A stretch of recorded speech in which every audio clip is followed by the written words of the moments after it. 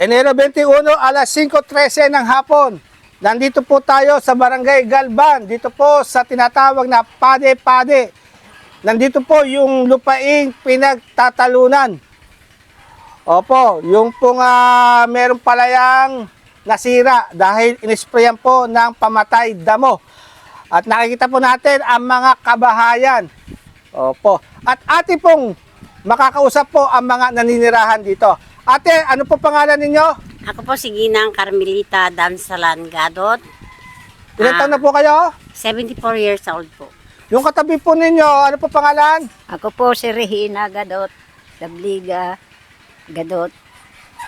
Ilan taon na po kayo, Lola?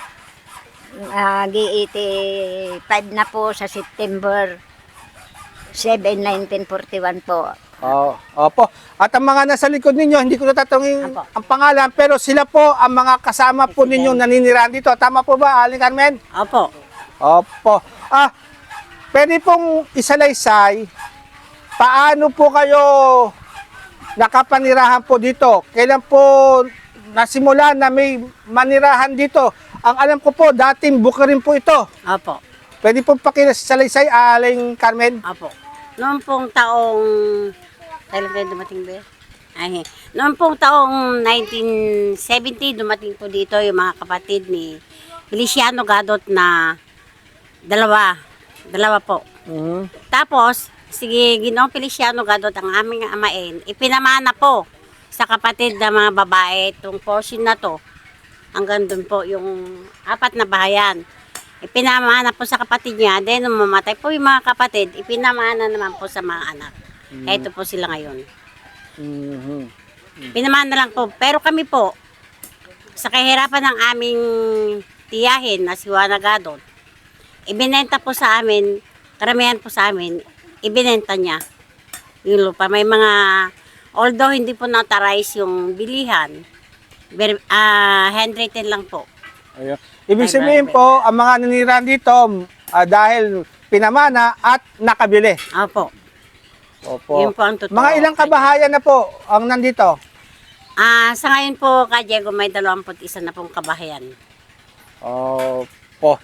So, sinasabi na ito pong mahigit 22,000 square meter, ayon sa nakita ko po doon sa isang dokumento galing po sa DARAB, ay bukas po, bakante, at bukas po para sa qualified farmers beneficiary. Opo, Ano po masasabi ninyo dito?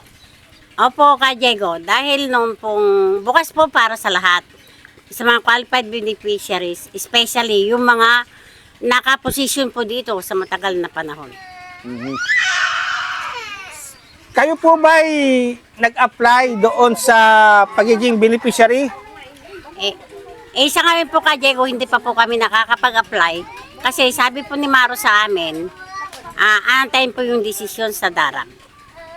Ano pong desisyon yung hinihintay? Kasi, Ka Diego, isasalaysay ko po. Opo. Kasi may mga humahabol pong 3 tao. Yung pong si Bilay Tagalapon, Desiree Manaes at si Mariano Gadot. Ang ginagamit po nila ay huling habilin ng matandang Juana at Feliciano Gadot. Pero yung huling habilin pong yon, na desisyon na hindi po na-provide sa korte dahil na-void po, wala pong, hindi po napatunayan. Opo, kinilala. Ngayon po, Ka Diego, kung talagang huling habilin po yung ginagamit nila, bakit mayroon pong date of sale si Mariano Gadot? Hindi po ba, Ka Diego, yung date of sale at saka huling habilin, iisang ibig sabihin noon? Bakit pa siya bibili kay Juana Gadot? Ayun. So, pakiulit po, ano pong hinihintay ninyong desisyon ng DARAB? Kasi nag-motion po kami, Ka Diego, dahil sila pong 3, nung 2024, sila po ang nagpa-cancel dito sa lupang ito, sa titulo niya. Dahil ang sabi po nila, ang lotting to na 22,300 square meter ay abandon na. At wala pong nakaposisyon. Kaya dyan po kami nagre-reklamo sa ngayon. Dyan po ako nagkuhan. Nais po ninyong ibalik yung titulo. Opo, Bawiin sana. yung kanselasyon. Opo, sana ka, Diego. Opo. Bakit po pinaboran ng DARAB na makancel to? At sasabihin nila nga ito'y vacant and free. Eh, andito po kami nakaposisyon sa matagal na panahon. Opo. Yun pong tatlo, kahit isa, ala po silang maituturong posisyon dito. Opo. Sa ngayon po, ang 22,000 square meter ay nahati sa bahayan at palayan. Opo. Gaano kalawak pa po yung palayan? Eh, yung pong palayan ka, Diego, mga isang 8,700 plus po. Opo. Ayan. Meron po kayong pakiusap po sa kahit kanino man?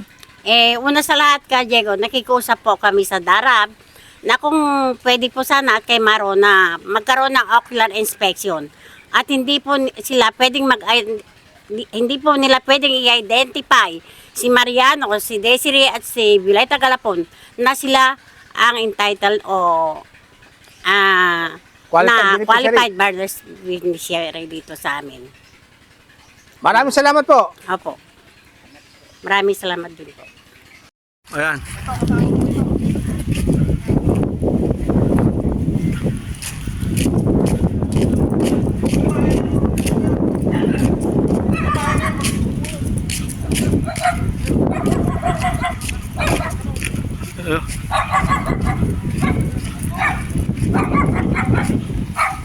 Adja sa highway? Opo, nandun po sa may bakod.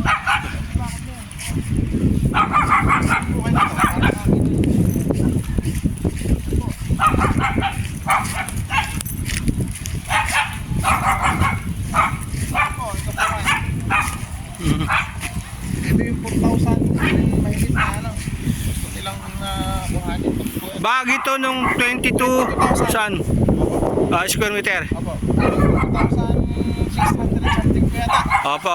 Yung kabila, hindi na. Hindi na po, ang ganyan lang po. Ito lang, ito. So, diretso to, andun na yung palayan. Opo, nandun na po sa kabilado ng kabahayan yung palayan. Wala po dyan sa kalsada. Ng palayan sa ano. Ayan, yung kalsada to. Highway. Ano po yan, main road. Main road. Yung kaliwa papunta ng Gimba, yung kanan papunta ng Tarlac. Opo. Ayan. Tama po lang dyan, yung bahay na yan, ang gandong po yan. Okay.